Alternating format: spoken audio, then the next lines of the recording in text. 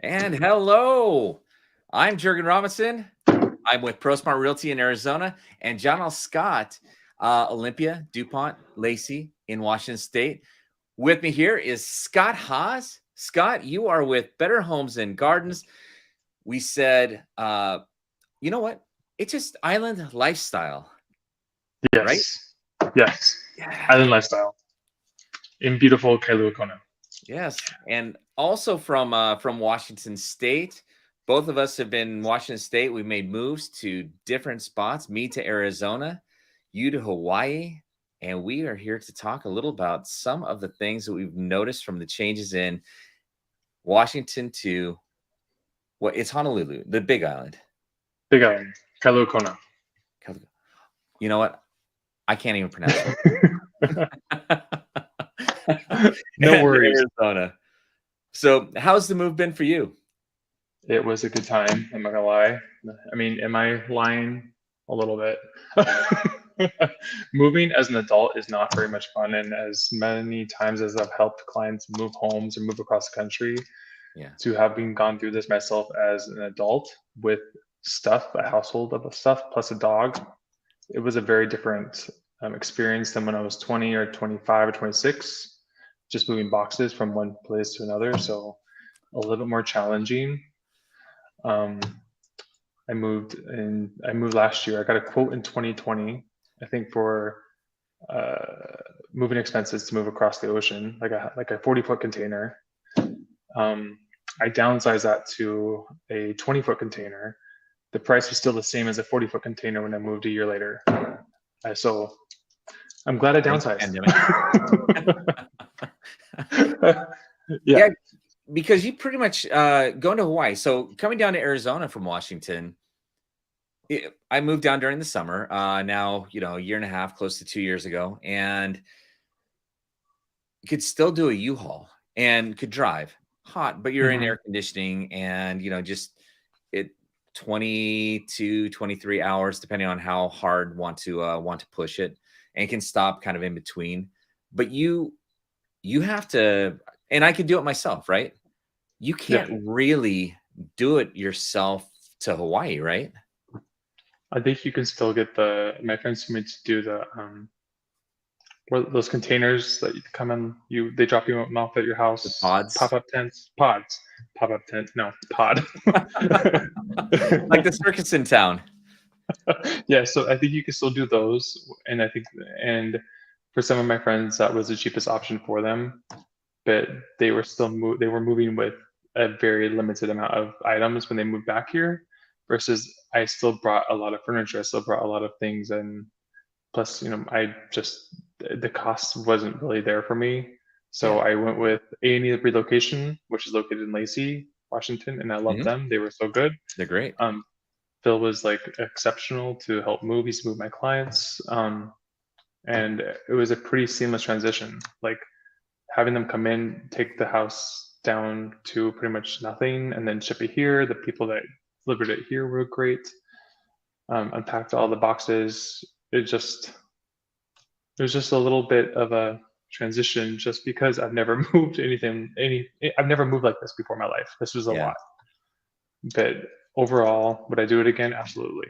Would I suggest it? Yes. And everyone that does move has to, I think about military families a lot when doing this whole transition, and how well prepared they have to be when they do have to move every 3 to 4 years.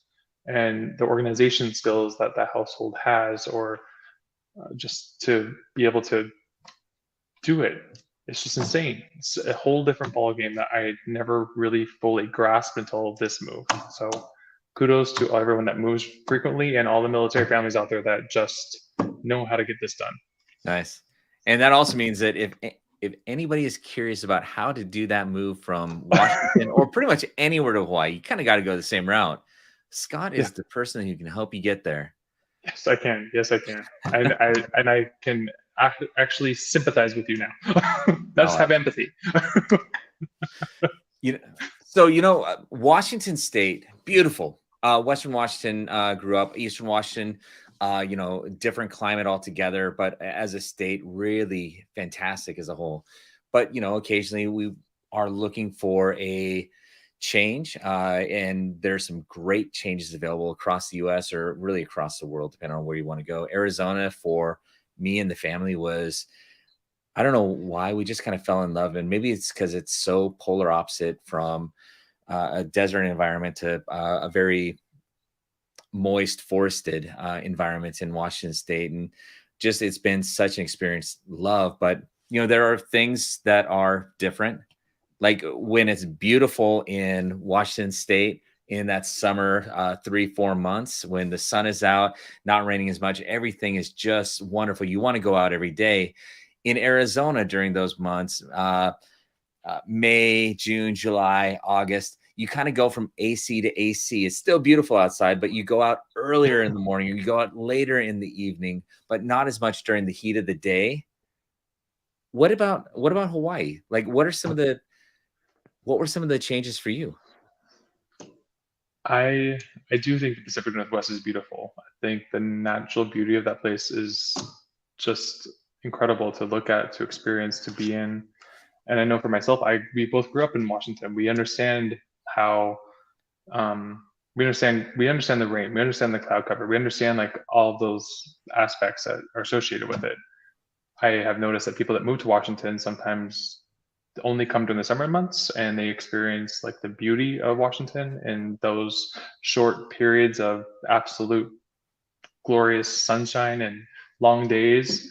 But the winters can be a little rough for some people, and I've noticed that myself with the people that I love. It's been hard, but I've also, now having been here, I see all these TikToks of people that are showing their hikes and all these places to go to in Washington. I was like, I never went there. I never been there. I never went there. Why did I do that? Scott. So I'm having. Here, first, Darcy says, all with a big smile on his face. You're rocking it, Scott Haase. Great. Thank you, Darcy. Love her. What's interesting? Growing up in Washington, you're so right.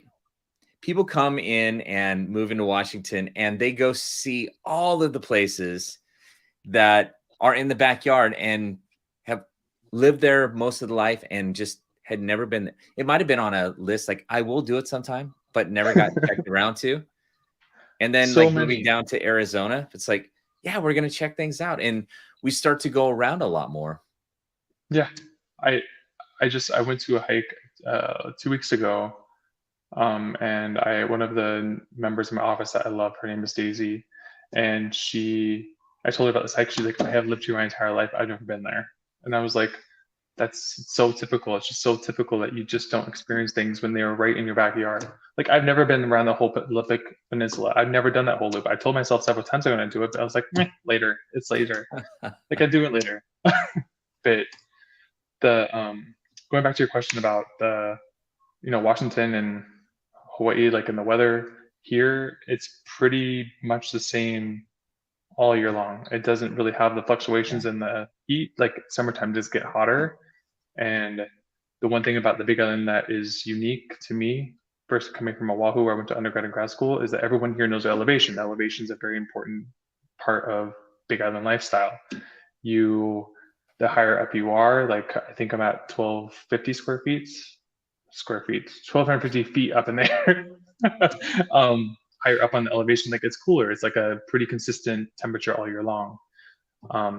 Versus when you go down to the coastline during the summertime, you can feel the heat, you can feel the humidity. And Kona is known as a hot spot. It's like a hot location to live in, which is part of the reason why I love this place. Oh. But I love the temperature here. On Oahu, no one knows elevation. No one knows how high up they are. It's just not a thing. That's funny. First, speaking of love, Donna says, love you both. Love you too, Donna. I love all the love that we're getting. Yeah. You talk about elevation. Phoenix has really got like flat for the most part. And we do have mountains in Arizona, but coming from Washington, I look and I go, are those really mountains? They are, the Santans, etc., but they're not as steep, or they're not as big or tall. But for hiking, it's some great hiking, but it's different hiking, like more desert, arid. The landscape it's a different kind of beauty. I remember hiking in Sedona, like Devil's Backbone. I think that was the hike I went on, and we brought a gallon of water with us, thinking it was only like a mile and something hike. Oh my god, we were dying. I think we're out of water. We were like, we're gonna die out here. You do have to be careful. Yeah, The heat sneaks up on you. it's crazy. Yeah. It's just a crazy environment. It's beautiful. I love Arizona. Like Sedona, those mountains. Like I remember driving down from Fairbanks into that valley, Breathtaking. and it looked like it came out of nowhere. I can understand the appeal when it was discovered by Westerners, and like how amazing it was. And 'Cause the it's way different. they look painted and just the different, it's incredible. It's unreal. Yeah. And It's Donna's unreal. saying they're not mountains, they are hills. I like that. Yeah. But yeah, You know, it, when going from Washington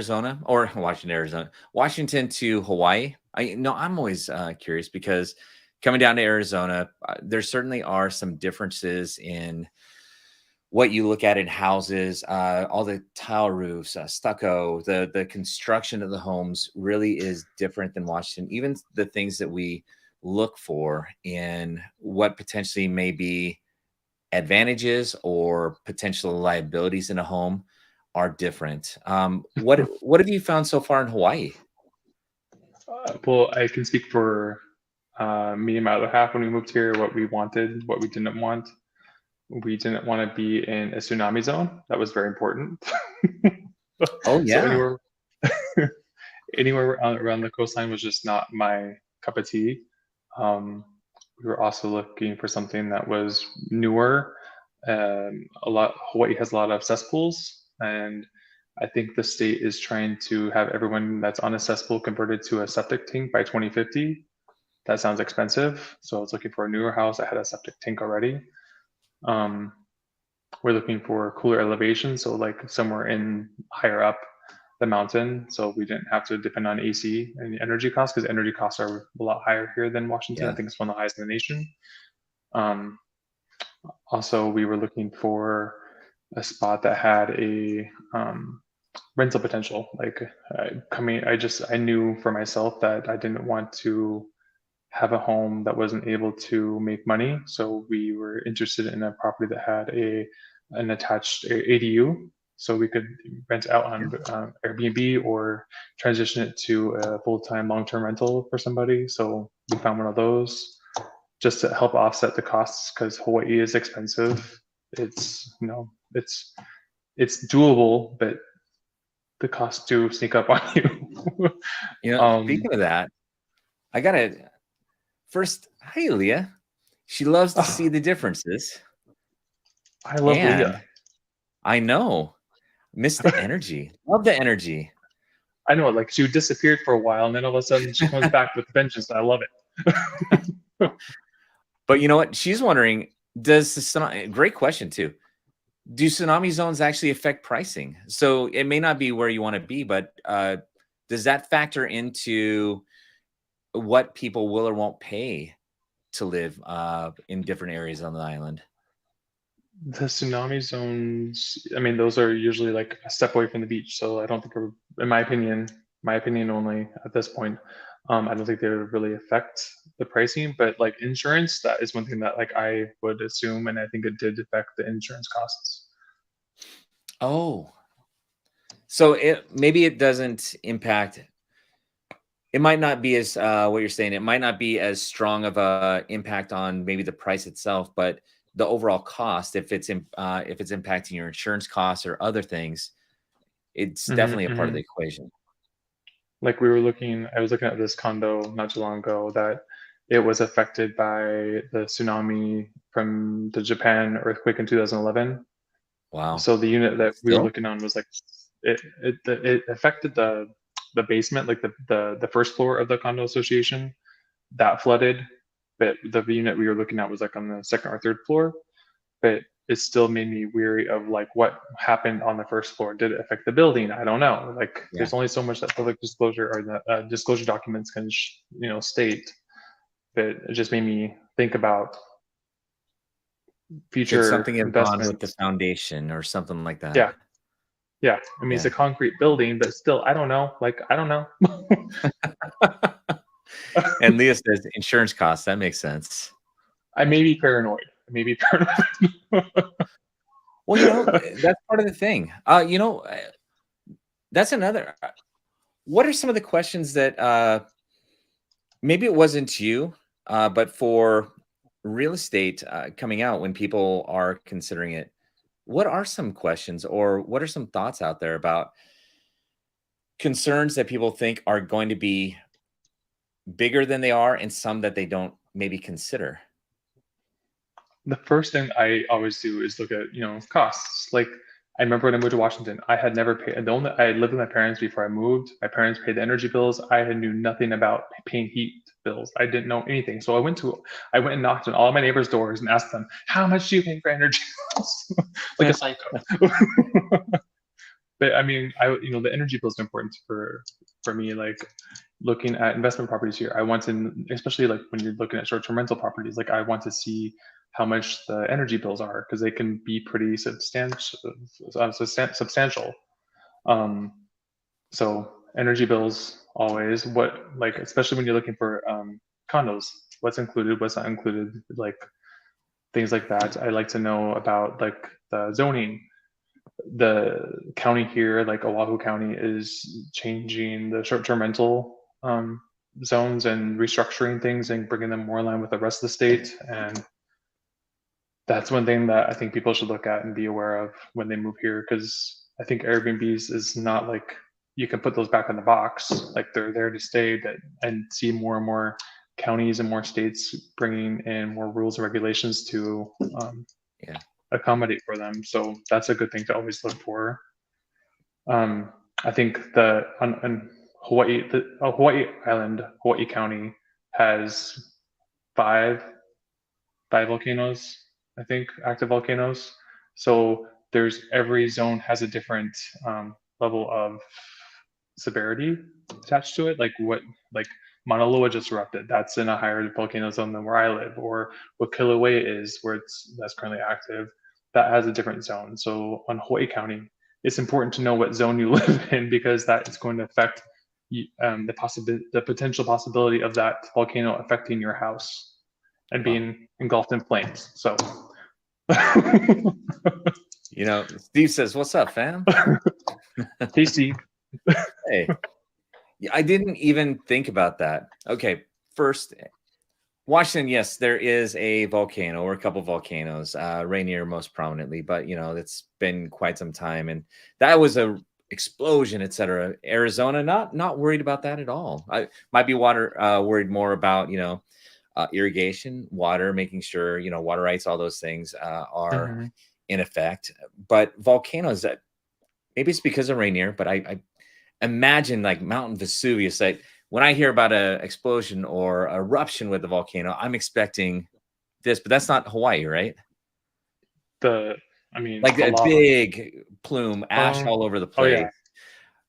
I don't think those are the same ones as like Washington. Like, it's not gonna be like Mount St. Helens again. Just like Mauna Loa was like erupting, like, and it erupted. There was lava flows. It was going pretty slow, and it was like a mile and a half away from one of the main roads to take out, but it didn't reach that location, thankfully. But I think when Kilauea erupted in 2018, it did take out some homes, and it took out some roadways. It's just just things to think about, like living on the edge of the earth. And since we've been here, you're like an Aerosmith song. Oh yeah, it is. I think the other thing that like we have experienced since we lived here is just small minor earthquakes. I mean, I think I keep thinking like California, like on the fault lines, like we have just like 4 points, like nothing major, but like enough to be like, that's interesting. There's a little rumble. And you would think like a golden retriever would have some inclination that there's just something happening. She could care less. Some are more sensitive, some less so. I don't think she cares. As long as there's food, she's happy. Sounds like me. So, I definitely want to do this some more, and love just talking about different markets and different experiences along the way. Yeah. Out of curiosity, though, all right. So we know with the real estate market through the latter half of last year, we really saw an impact and a slowing down of the market. In Washington, still feel as though it is starting to kind of come back up as interest rates feel as though they've settled and maybe started to drift down a little bit close to the range of the high 5%, depending, of course, credit, all those things. In Arizona, we have started to see the contracts actually come back up again, even though there was something from Goldman Sachs predicting essentially a repeat of 2008. I couldn't.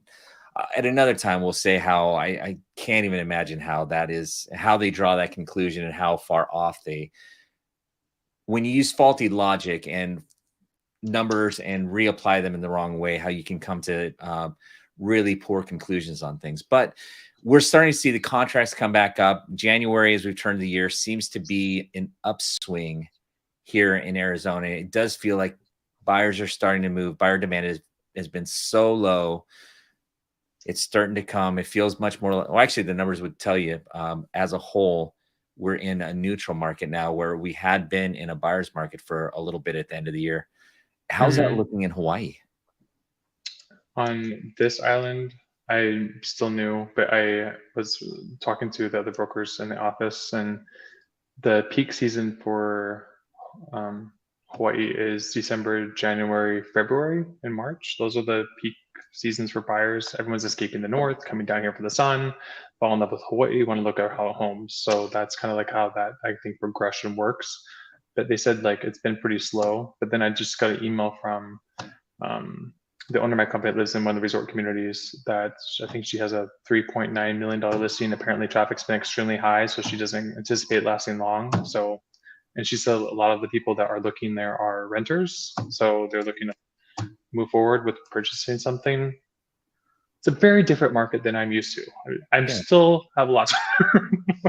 You said something that was, do people in Hawaii with elevated prices, something like that, and since a lot of times they are maybe investments and they're not maybe always living there, or maybe it's like, do people buy things almost in a timeshare manner, or pretty much they're investors and they're renting it when they do that?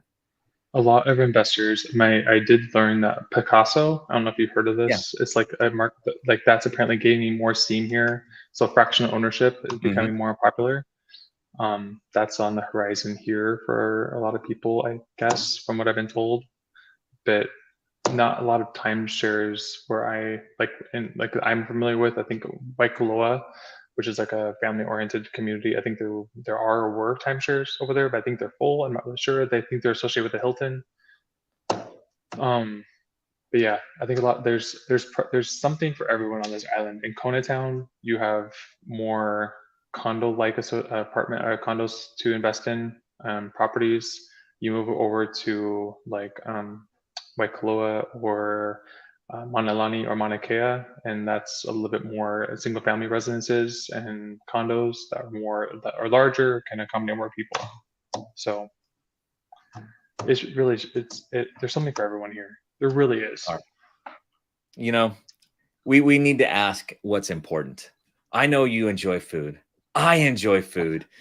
Washington, for what it is, has a really good variety, and Asian food, especially. I mean, just love Asian food. Arizona, I feel, is really starting to come up. There's some great places, a lot Southwest dining, Mexican, etc. Really, really good. Many places you can find that are more authentic. Where I see maybe not as strong is really like teriyaki or some of the things could find as comfort food in Washington State. I'm probably making more of that than going out to find that. What about for Hawaii? So I probably for here love all the Southwest influence that's in the cuisine around here. I do miss more of the Asian. What's your experience in Hawaii? Because that's really important. Like we all want to eat. So Oahu food, I like I went to undergrad at grad school on Oahu, and I love the food. Like you have a true like collision of like East and West blends of food there. You have everything you could ever want. You have dim sum, you have dim sum, you have Chinese, you have Thai, you have everything that's there at your beck and call, like 24 hours a day almost. When you get to Kona is a very different environment than Oahu. It's more go up, you rise with the sun, you go to bed when the sun goes down. There's not a lot of action. It's just a very peaceful environment to live in, and the food is getting better. The Korean food is one thing I definitely miss because there's nothing really here that can substitute. Like That's in my kitchen. yes. Like I want a banchan. I'm like it is what it is, but like fresh seafood, fresh fruits, fresh vegetables, fresh like Big Island beef. You have like these farm to table restaurants and all the ingredients here that make this place amazing. You have this like poke shops everywhere, like the freshest poke you can ever find in your life. It's just so good. It's so fresh. And then there's some like old really great Japanese restaurants here. There's like the oldest Japanese restaurant here called Tashima's. I love that place. They have the best tempura I've ever had in my life. It's so good. And then just the coffee shops, you have this just different. It's just different. It's just a different abundance of things that like you can't get in Washington. You can't get anywhere else in the world. You just can find them here locally, and they're gems. So I miss things from Washington. I miss things from Oahu, but this place creates its own special market of culinary delights for all of us to enjoy. All right.